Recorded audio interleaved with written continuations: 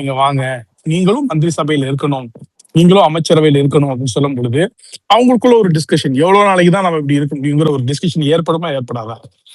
Okay, ரெண்டு சீட்டை கொடுத்துட்டு அந்த மொத்த சமூகத்துடைய வாக்கியம் வளைச்சு போட்டுடலாம் அப்படின்னு சொல்லி நினைச்சுக்கிட்டு நீங்க சொகுசா கம்ஃபர்டபுளா இருக்கிறதுக்காக சொல்லுவாங்க திமுக பத்தி சொல்லும்போது. மத்தவங்களுக்கு எல்லாம் ஓட் பேங்க் ஜீரோல இருந்து ஆரம்பிக்கும், திமுகவுக்கு வந்துட்டு ஓட் பேங்க் வாக்கு என்னும் போது இத்தனை பர்சன்டேஜ்ல இருந்து ஆரம்பிக்கும், ஏன்னா அதுல இஸ்லாமியர்களுடைய வாக்கு, கிறிஸ்தவர்களுடைய வாக்கு அப்படின்னு சொல்லி சொல்லுவாங்க. ஜென்ரலா ஒரு கொலைக்கெல்லாம் சொல்லும் போது அது சொல்லுவாங்க.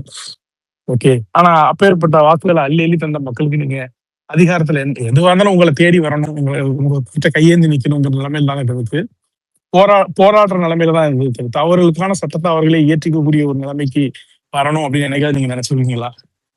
அதை கேட்கறதுக்கு உண்டான உரிமை கூட அவங்களுக்கு இருந்திருக்காது, வேற கேட்டிருப்பாங்களா? அந்த தைரியம் அவங்களுக்கும் வந்திருக்குமா? யோசிச்சு பாரு. அந்த நிலைமையிலதான் திமுக வந்து அவங்க அந்த கட்சிகளை வந்து பயன்படுத்திட்டு இருந்தாங்க. இது பெரிய விஷயம்.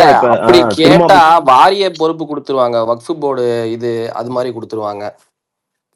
வாரியங்கிறது என்னைக்குமே கவர்மெண்ட் அமைச்சரவைக்குள்ள வராது. ஓகேயா, சரி, கவர்மெண்ட் அமைச்சரவைக்குள்ள என்னைக்குமே வந்துட்டு வராது.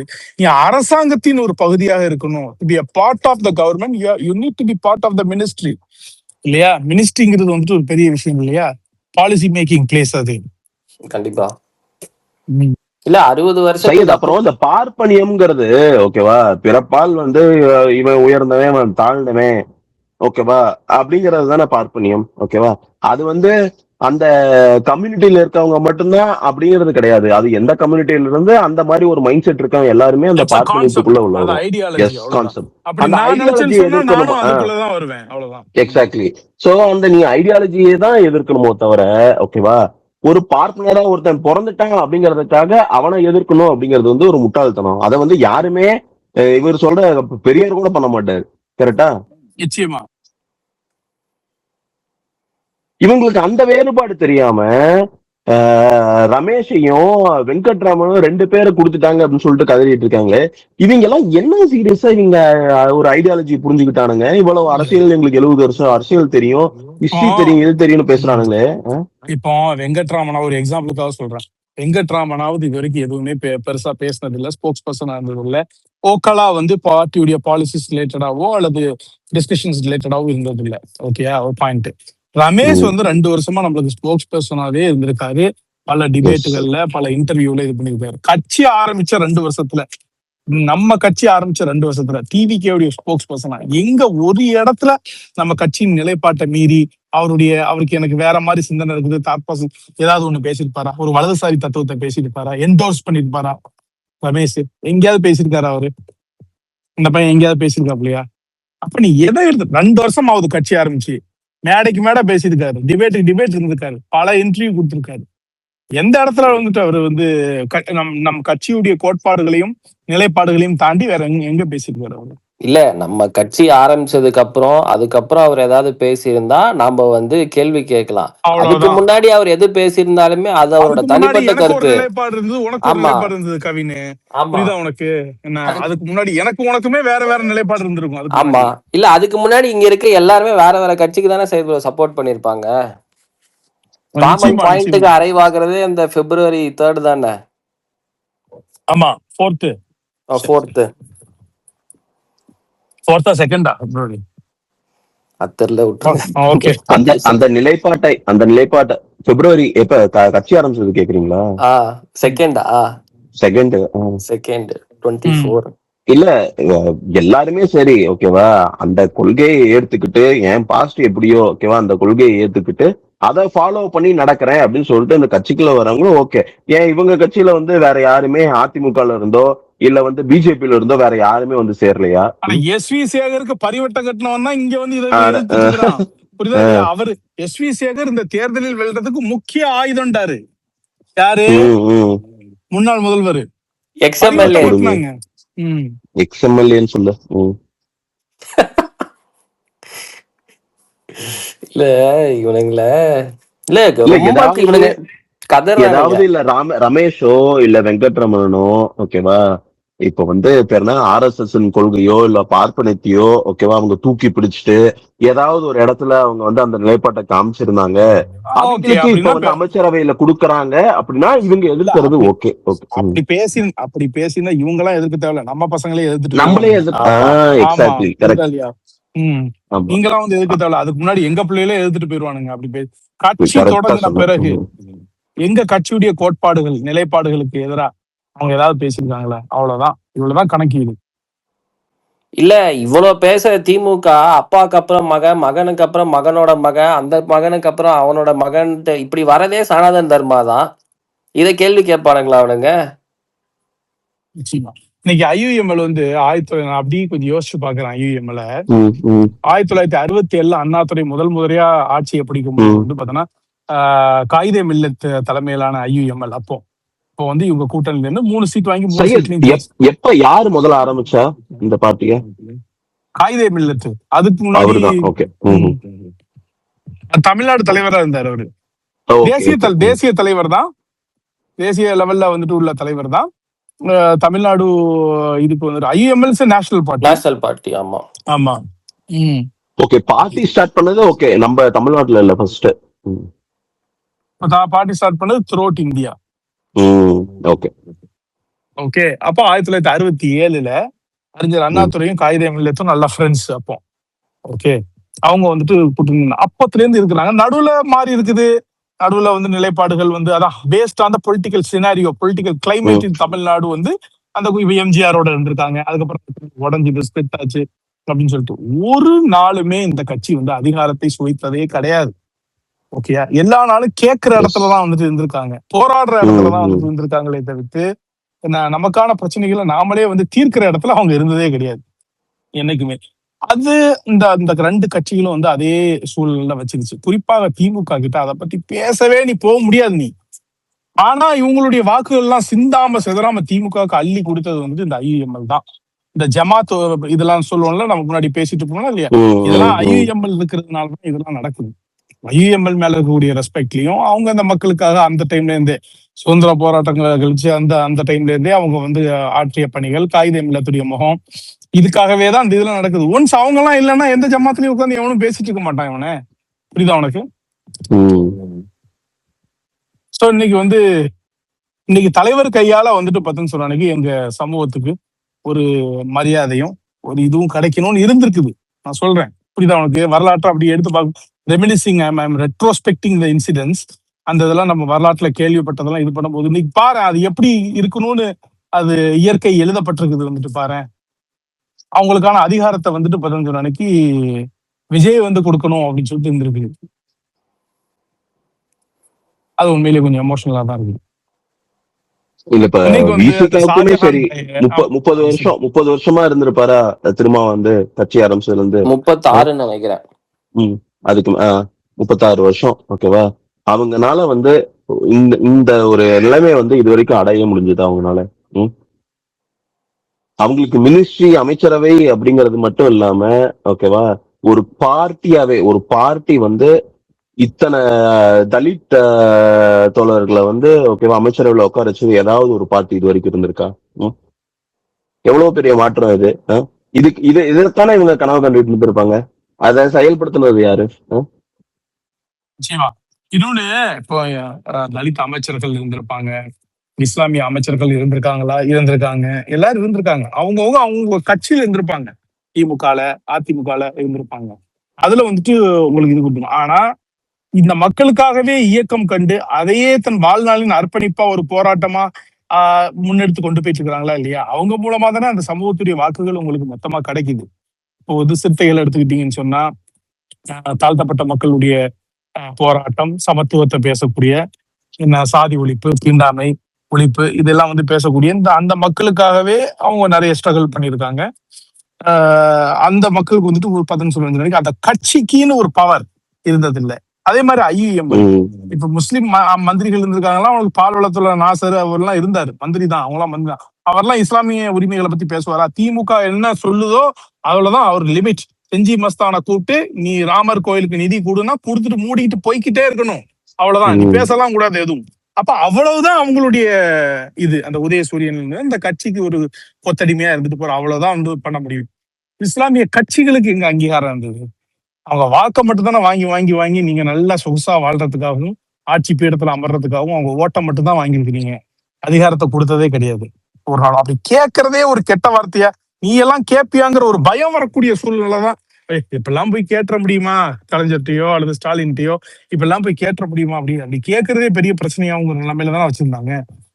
கிடைக்குது கிடைக்காது ரெண்டு விட்டுறது கேட்கவே முடியாது. ஸ்டாலின் சொல்றாரு கான்க்ளேவ்ல, அது ஒத்து வராது, தமிழ்நாட்டுக்கு அது ஒத்து வராது. என்ன ஒத்து வராது?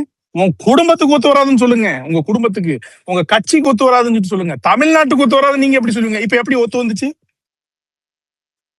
அதுக்கு பரந்த மனசும் அதிகார பகிர்வு வேணும் அப்படிங்கிற ஒரு ஜனநாயக சிந்தனையும், நான் நேர்மையா இருப்பேன், என் ஆட்சியில ஊழல் இருக்காது அப்படிங்கிற தைரியமும் நெஞ்சுறுதியும் வேணும் முதல்ல. அது இருந்தா கொடுக்கலாம். நீங்க மந்திரி சபைக்குள்ள அவனை உள்ள விட்டா என் ரகசியம் எல்லாம் தெரியும், நாளை பின்ன கூட்டணி விட்டு வெளியில போயிட்டேன்னு சொன்னா அவன் அதை போய் சொல்லுவான் இதை போய் சொல்லுவான் அப்படின்னு சொல்லிட்டு நீங்க நினைக்கிறீங்க. அவர் எதை பத்தியும் கவலைப்படல, பயப்படல. என் கை சுத்தம், எனக்கு மடியில கனம் இல்ல, வழியில பயம் இல்ல, நான் எல்லாருக்கும் வந்து என்னை ஆதரிக்கக்கூடிய என்னோட சேர்ந்துட்டேன். இது இப்ப முன்னாடியே சொல்லிட்டாரு. இப்ப ஏதோ ஷார்டேஜா இருக்கிறதுனால இது கொடுக்குறேன். இது அதிகார பகிர்வுங்கிறது வந்து இப்ப ஒன்னும் பெரும்பான்மை இது நிரூபிக்கப்படல அப்படிங்கிறதுக்காக வந்து இவங்களுக்கு வந்து அதிகாரத்தை கொடுத்து அமைச்சரவை இடத்தை கொடுத்து ஆட்சியை தக்க வச்சுக்கணும். கட்சி ஆரம்பிச்ச முதல் மாநாட்டிலேயே சொல்லிட்டாரு, அதிகாரத்திலயும் சரி ஆட்சியிலயும் சரி உங்களுக்கு பங்கு தர அப்படின்னு சொல்லிட்டு. இன்கேஸ் அவங்க எல்லாம் அலையன்ஸ்குள்ள வந்திருந்து ஓகேவா, தாவேக்கா மட்டும் பெரும்பான்மையா ஆட்சி அமைக்கக்கூடிய சீட்டு இருந்திருந்தாலுமே இவங்களுக்கு எல்லாத்துக்கும் வந்து சொன்னபடி வந்து அந்த அதிகாரத்துல கொடுத்திருப்பாரு. இந்த சமத்துவத்தை இவரு வாயால மேடை போட்டு 70 வருஷமா காதல செஞ்சேன் அப்படிலாம் இருந்திருக்க மாட்டாரு. இவனுங்க மாதிரி உண்மையிலுமே அந்த இடத்துல கொடுத்திருப்பாரு. இப்ப கூட பாத்தீங்கன்னு சொன்னா ஐஎம்எல் என்ன சொல்லுதுன்னா, நாங்க வந்து டிவிக்கு கவர்மெண்ட்டுக்கு எக்ஸ்டெண்ட் பண்ணது அன்கண்டிஷனல் சப்போர்ட் தான், அதுல எந்த கண்டிஷன்ஸும் கிடையாது, நிபந்தனையற்ற ஆதரவு தான் கொடுத்தோம். ஆனா முதலமைச்சர் அவரா முன் வந்து நீங்க வந்து மினிஸ்ட்ரிக்குள்ள இருக்கணும்னு சொல்றாருன்னு சொல்லிட்டு நன்றி தெரிவிக்கிறாங்க. 1க்கு 2 தடவை அவரே வந்துட்டு வர்றாரு, நீங்க வந்து அமைச்சரவையில இருந்தா நல்லா இருக்கும் அப்படின்னு சொல்லிட்டு சொல்றாரு. அப்படிங்கும் போது நாங்க அதை ஏத்துக்கிறோம் அப்படின்னு சொல்லிட்டு சொல்றாரு. நாங்க வந்து கொடுத்தது அன்கண்டிஷனல் சப்போர்ட் தான், நாங்க டிமாண்ட்ஸே வைக்கல அப்படின்னு சொல்லிட்டு. இது ரொம்ப நோட் பண்ணப்பட வேண்டிய ஒரு பாயிண்ட் அது. கண்டிப்பா இல்ல, நம்ம அண்ணன் வந்து ஒன்ஸ் அந்த வார்த்தை அந்த ஃபர்ஸ்ட் மாநாட்டிலேயே சொன்னதுக்கு அப்புறம் அதெல்லாம் ரிவோக் பண்ற ஐடியாவே அவருக்கு கிடையாது. இந்த சுரேந்திரன் சொன்ன மாதிரி நம்ம சிங்கிள் மெஜாரிட்டியில நம்ம பெருசா வச்சிருந்தாலுமே அவங்களுக்கான ரெப்ரசன்டேஷன் அவர் கண்டிப்பா கொடுத்திருப்பாரு. மாற்று கருத்தே இல்ல. இல்ல இவரே தான் விசிகே வந்து ஓகேவா, அவங்களுக்குள்ளரே வந்து ஒரு 2 கருத்து இருந்தது ஓகேவா. அதிகாரத்துக்குள்ள போவோம் அப்படின்னு சொல்லிட்டு ஒரு கருத்து, இல்ல வெளியே இருந்து நம்ம ஆதரவு மட்டும் தருவோம் அப்படின்னு சொல்லிட்டு 2 கருத்து இருக்கும் போதே ஓகேவா, நம்ம தலைவர் தான் இருந்துகிட்டு உங்களுக்கு வந்து அமைச்சரவையில இடம் தர்றேன் அப்படின்னு சொல்லிட்டு நம்மளாதான் போய் சொன்னதை தவிர அவங்க கேட்டு நம்ம அதுக்கு ரெஸ்பாண்ட் பண்ணல. நம்மளே அந்த இனிஷியேட்டிவ் எடுத்து நம்ம தான் அதை முதல்ல இது பண்ணோம். திரும்பவே அவர் சொல்லியிருக்காரு.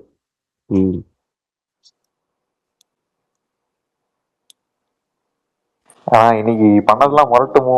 இன்னைக்கு ஆக்சுவலி எங்க அப்பாலாம் ஒரு பரம்பரை டிஎம்கே காரரு, அவர் டிவிக்கு சப்போர்ட்டா தான் மாறிட்டாரு இந்த மினிஸ்ட்ரி லிஸ்ட் பார்த்துட்டு. இல்ல என் டாடியும் அதேதான் சொன்னாரு. அவருமே வந்துட்டு பார்த்தோன்னா ஆரம்பத்துல வந்து கொஞ்சம் டல்லா தான் இருந்தாரு. என்னப்பா இப்படி இந்த மாதிரியான ஒரு இமிடியேட் மாற்றம் வந்து பொலிட்டிக்கல் கிளைமேட்ல வந்து இதை அடாப்ட் பண்ணிக்க முடியுமா அப்படிங்கிற மாதிரிலாம் இருந்தாரு. பட் இப்ப நடக்கிற நிகழ்வுலாம் பார்க்கும்பொழுது வந்து அவருமே கொஞ்சம் ரொம்ப பாசிட்டிவா தான் சொன்னாரு. இது பெரிய விஷயம்ப்பா, இது ஈஸியா கிடைக்காது அப்படின்னு சொல்லிட்டு.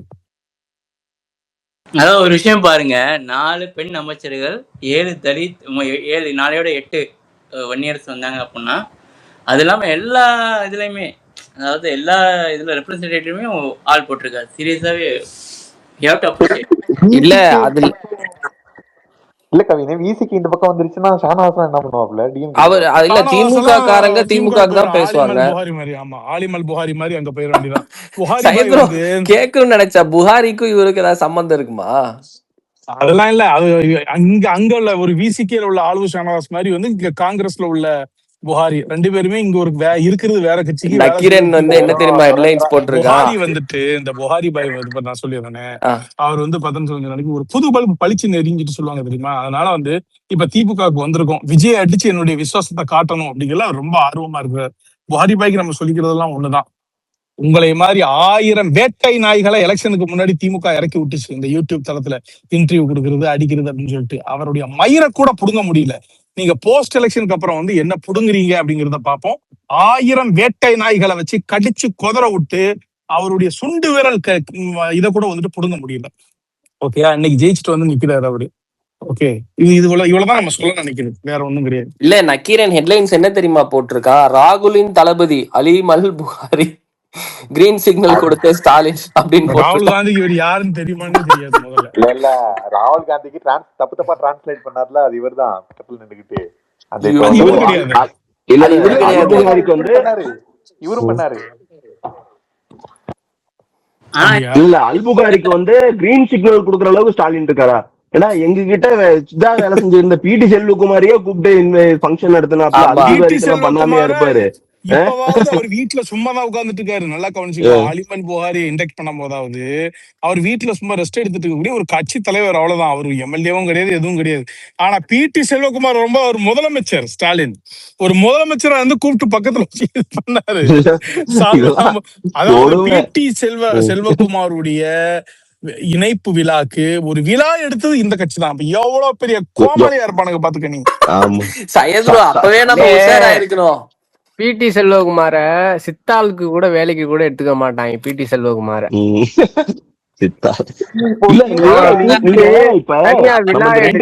பக்கத்துல உட்கார வச்சு எவ்வளவு பெரிய கோமாளி.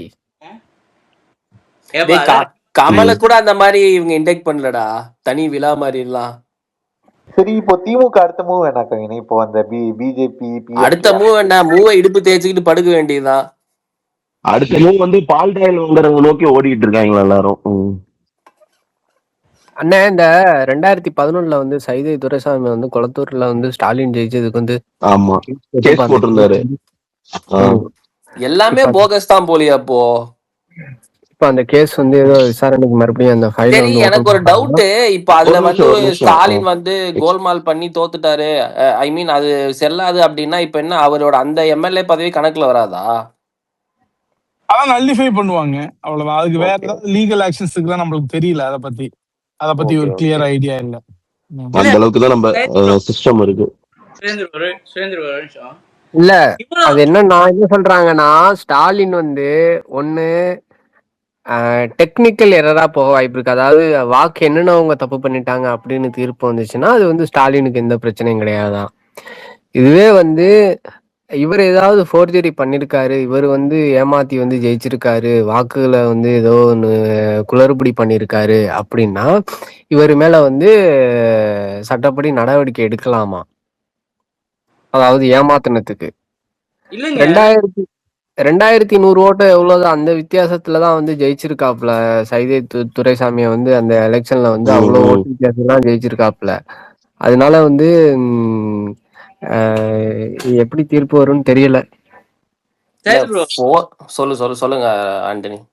இல்ல இவ்வளவு பாருங்க, இவ்வளவு பர்டிகுலர் திருந்த மாட்டாங்க பாருங்களேன். இன்னமும் இந்த உட்காந்துட்டு கேவலமா தோத்துட்டோம்.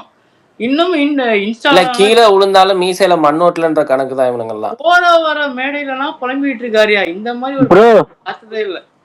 கேக்குதா? ஒருத்தர் பேசிட்டு இருக்காரு ப்ரோ. Okay, continue. அதான் இன்னமும் சரி, இப்போ இவ்வளவு அடிமட்டமா தோத்துட்டோம் சரி அப்படின்ட்டா இன்னமும் உட்காந்து அவதூறு போயிட்டு இருக்காங்க கேவலமா. இல்ல அல்ல நமக்கு நல்லதுதான். அதே மைண்ட் செட்லயே இருக்கட்டும், அப்பதான் சரி. ஒரு கொத்தடிமை போட்டுருக்காங்க. ஒரு நிமிஷம் எக்ஸ்பீரி, அது மட்டும் டக்குன்னு சொல்லிடுறேன். அடுத்த எலெக்ஷன் அப்ப வந்து இன்ஸ்டாகிராம்லயே இருக்கட்டும், அண்ணன் வந்து களத்துல இறங்கிடுவாரு. ஓகேவா? ஏன்னா இந்த பர்மிஷன் மயிருன்னு சொல்லிட்டு எவனும் ஸ்டாப் பண்ண முடியாது. நாங்க குடுக்கறதான் பர்மிஷனு. ஓகேவா? அவரு களத்துல இறங்கினாருன்னா இன்னும் எவ்வளவு ஓட்டு வரும்னு மட்டும் பாரு. அடுத்த எலெக்ஷன் வரைக்கும் நீ வெயிட் பண்ண தேவையில்ல மாப்பிள்ள. லோக்கல் பாடி எலெக்ஷன்லயே அவர் யாருன்னு மறுபடியும் காட்ட வருவாரு. ஏன்னா லோக்கல் பாடி எலெக்ஷன் கூட பிரச்சாரம் எல்லாம் போவாங்களா? இது வந்து கொஞ்சம் முக்கியமான இதுல வந்து பண்ணுவாங்க. மத்தபடி வந்து அந்த ஏரியாக்கள்ல நடக்கிற கேம்பெயின்ஸ் தான் வந்துட்டு அதிகம். இப்ப நம்ம பசங்க அதுல கில்லி இவனே உனக்கு தெரியும். நம்ம கட்சியா இல்லாத போது விஎம்ஐயா இருக்கும்போது வெறும் ஆதரவு கடிதத்தை வச்சே நம்ம பண்ணிருக்கோம். இன்னைக்கு நம்ம ஆளுங்கட்சி, நம்ம லோக்கல்ல ஸ்ட்ராங்கா இருக்கிறோம். நமக்கு எல்லா கிளைகள்லயும் இதுலயும் ஆட்கள் இருக்குது. இன்னைக்கு நம்ம செங்கோட்டையன் ஐயா வந்து மறுபடியும் இறங்கி இன்னும் கட்சியை வளப்படுத்துற வேலையில பலப்படுத்துற வேலையில தீவிரமா அண்ணா இறங்கிட்டு கொங்கு பேட்ல அடிச்சு நவுத்துறாரு.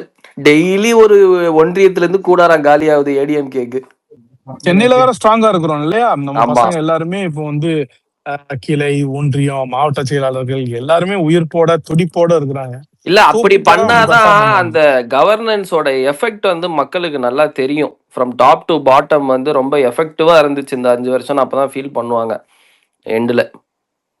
இல்ல எனக்கு தெரிஞ்சு சீக்கிரம் இல்ல, இப்ப இருக்க லோக்கல் பாடி வந்து சீக்கிரம் டிசால்வ் பண்ணும் அண்ணன். மேபி இன்னொரு 6 monthsல பண்ணிடுவாருன்னு தான் தோணுது. அவருக்கு மட்டும் தான் பவர்ஸ் இருக்கு அதை பண்ண. எக்ஸ்பெரி சொல்லு எக்ஸ்பெரி. அண்ணே ஏதோ குளத்தூர்ல வந்து ஏதோ ஒரு திருமண மண்டபம் வந்து கட்டியிருக்காங்கண்ணே ஆச்சுல. அது வந்து இப்ப வந்து திறந்துருக்காங்க போல. அது என்னன்னா அது போட்டிருக்கான், இப்போ குளத்தூர்ல வந்து ஸ்டாலினுக்கு ஓட்டு போடாம இப்ப இதே மண்டபத்துல வந்து கல்யாணம் பண்றவங்களுக்கு எல்லாம் வந்து கூசாதா, குற்ற உணர்ச்சி இருக்காதா அப்படின்னு வந்து கேட்டு ஒரு கொத்தடிமை ஸ்டாலின் வந்து அவர் வீட்டு பணத்துல இருந்து எடுத்து காசு பண்ணிருந்தேன்னு சொன்னா அதான் அது வந்து ஃப்ரீயா அதான் விடுறாரு. இப்போ நம்ம ரஜினிகாந்த் மாதிரி வந்துட்டு பார்த்தோன்னா ஒரு மண்டபத்தை கட்டி அப்ப நான் ஃப்ரீயா தர்றேன் அப்படின்னு சொன்னாருன்னா உன்னை தோக்கடிச்சிட்டுமே ஐயா இப்ப ஃப்ரீயா இல்ல மண்டபத்தை ரஜினி கொடுங்க. அவனையெல்லாம் விடுங்க, அவனையெல்லாம் எடுத்துக்காட்டு கொண்டு வராதீங்கண்ணே. ஐய அவன் வந்து அவன் மண்டபத்துல அவன் நான்வெஜ் அவன் வந்து ஏதோ நான்வெஜ் நல்லவன்ற சாப்பாடு கூட மாதிரி போட ஆயிடும். மாட்டாப்ல. என்னன்னா ஓகே. ஏதோ உங்க அப்பா காசுல வந்து கட்டி நம்மளெல்லாம் இப்ப நாங்கெல்லாம் போய் ஃப்ரீயா கல்யாணம் பண்ண போற மாதிரியும், ஃப்ரீயா வந்து அந்த மண்டபத்தை வந்து வாடகை இல்லாம எதுவுமே இல்லாம வந்து ஃப்ரீயா வந்து நம்ம வந்து பண்ணிட்டு வந்த மாதிரியும் பேசுறாங்க. அந்த அந்த மண்டபத்துல இருக்கிற ஒரு செங்காங்கல்லு முக ஸ்டாலின் கை காசு போட்டு கட்டுனதா? ஒரு செங்காங்கல் எடுத்து கட்டியிருப்பாரா அவர் கை காசு போட்டு?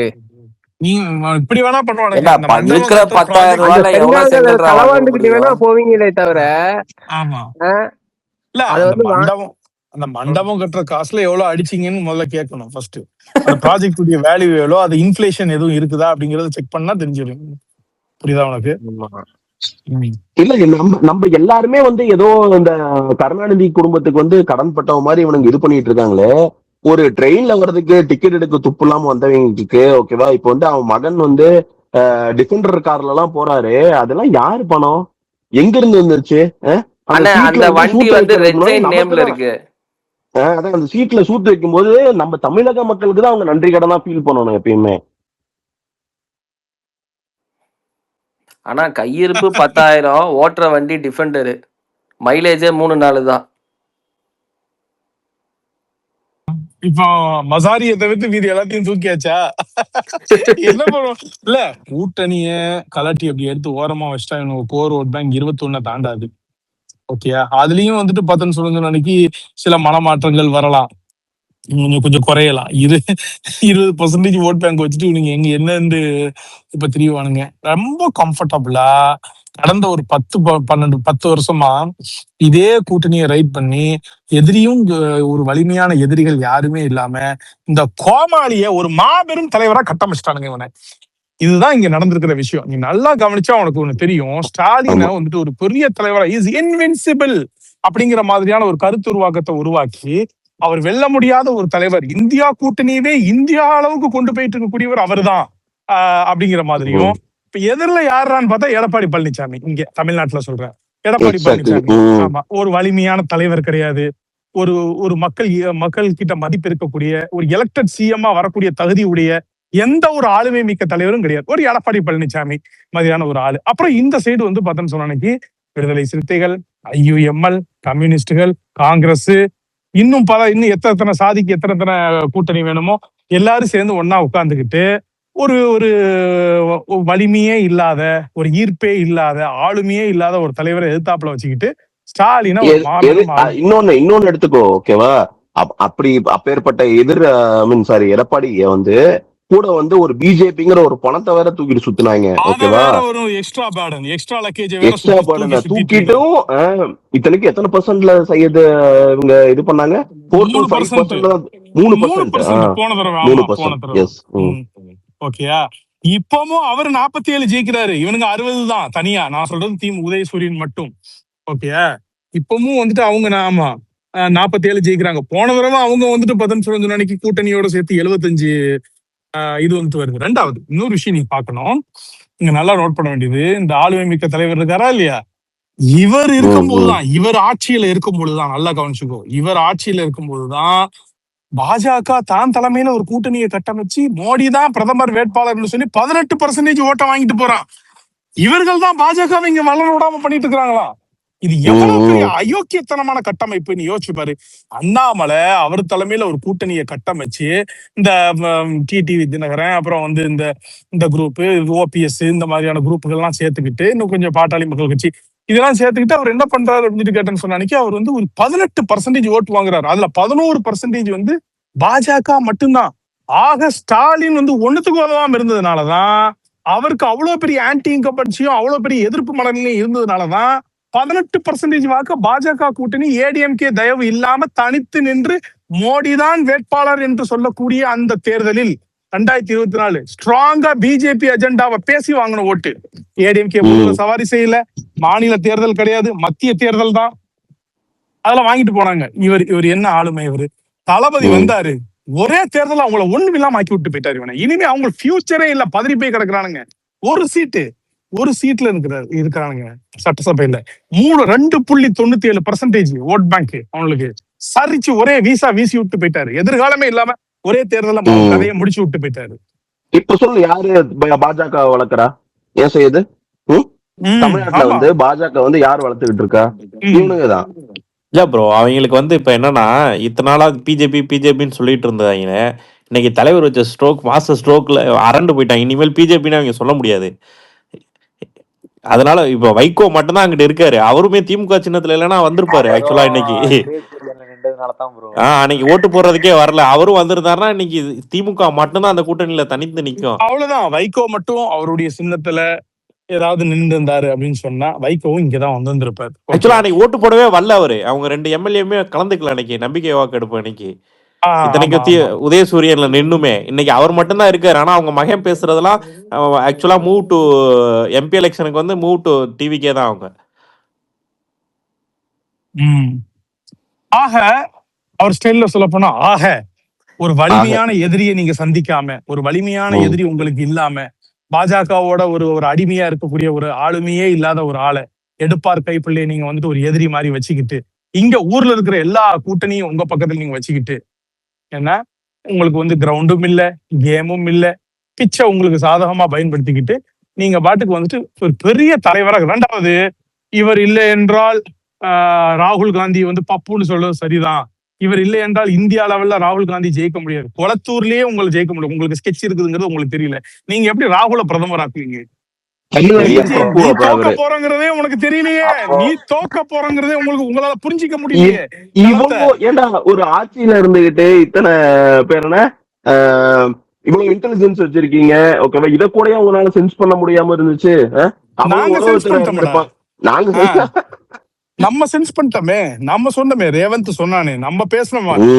அங்கிளுக்கு இந்த வாட்டி கஷ்டம்தான், ஸ்டாலின் அங்கிள் இந்த வாட்டி வந்து ஜெயிக்கிறது கஷ்டம்தான், அப்படி இருக்குது கிளைமேட் அங்க அப்படிங்கிறத. இத கூட உங்களால நீங்க இது பண்ண முடியல. மிகப்பெரிய உளவுத்துறையை கையில வச்சிருக்கீங்க, பெண் நிறுவனத்தை கையில வச்சிருக்கீங்க, ஸ்ட்ராட்டஜிக் ஆட்களை கையில வச்சிருக்கீங்க. நீங்க தான் இருக்கிறதுலயே உலகத்துக்கே அறிவியையும் கற்றுக் கொடுத்தது நீங்க தான் அப்படிங்கிற மாதிரி பேசிட்டு இருக்கீங்க. உங்களை சுத்தி என்ன ஸ்கெட்ச் இருக்குங்கிறது தெரியுமா? ரெண்டாவது, இவர் இல்லைன்னா அவர் போயிருவார், சமாஜ்வாதி பார்ட்டி போயிரும், தேஜஸ்வி யாதவ் வெளியில போயிருவார், அகிலேஷ் யாதவ் வெளியில போயிருவார், மமதா பானர்ஜி வெளியில. அவ்வளவு சீன் எல்லாம் கிடையாது. அகிலேஷ் யாதவ் எல்லாம் சொல்லிட்டாப்ல, காங்கிரஸுடனான எங்க கூட்டணி அது அப்படியே தான் இருக்குது அப்படின்னு சொல்லி. அதாவது திமுக என்னும் ஆளுமை இந்தியா ஃபுல்லா வந்து பரவி இருந்து, ஓகேவா, அவங்க ஸ்ட்ராங்கா இருக்காங்க அப்படின்னா இந்த சீனு, ஓகேவா. தமிழ்நாட்டுல டிஎம்கே வந்து 40 சீட்டு ஜெயிச்சு கொடுத்தாங்க, ஓகேவா. அந்த இந்தியா கூட்டணி எப்படி பார்க்கும், ஓகேவா? நம்ம வந்து இந்த பாஜக அரசை வந்து நம்ம தோற்கடிக்கணும் அப்படின்னா பரவலா நம்ம அவங்களோட சீட் அதிகமா வாங்கணும், ஓகேவா. அதுக்கு தமிழ்நாடு வந்து இத்தனை சீட்ஸ் நமக்கு கான்ட்ரிபியூட் பண்ணுது. இப்ப அதுவே இல்ல அப்படிங்கும் போது, ஓகேவா, who is the next future டிவிக்கு தமிழ்நாட்டிலேயே வந்து கூட்டணி இல்லாம நிக்க மாட்டானுங்களே. நீ வந்து காங்கிரஸ் வந்து இவங்களோட இல்ல அப்படின்னு சொன்ன அன்னைக்கு நம்மளோட வந்து ஒரு பேச்சுக்கு சொல்றேன் வந்ததுன்னா நம்ம 150க்கு மேல இவனை நான் உண்மையிலே சொல்றேன்.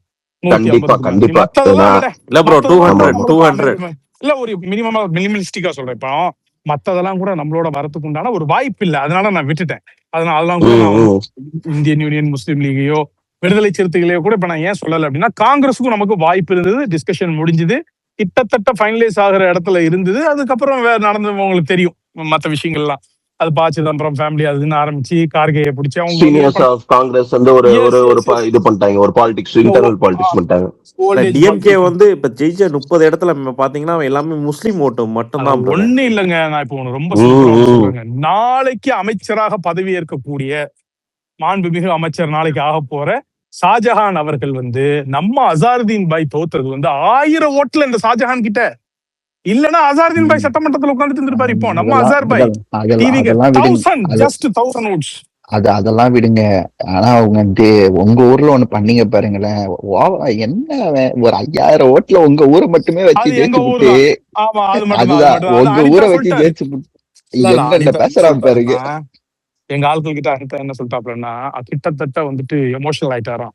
எமோஷனல் ஆகி எனக்கு தெரியும் உங்களாலதான் நான் ஜெயிச்சேன், நீங்க இல்லைன்னா டிவிக்கே தான் ஜெயிச்சுன்னு இருக்கும், நான் தோத்துருப்பேன், நான் உங்களை மறக்க மாட்டேன் அப்படின்னு சொன்னாரா. நேரு 2 பேருமே முஸ்லீம் ஓட்டு தான் ப்ரோ. அனிதா ராதாகிருஷ்ணன் அப்படிதான். என்ன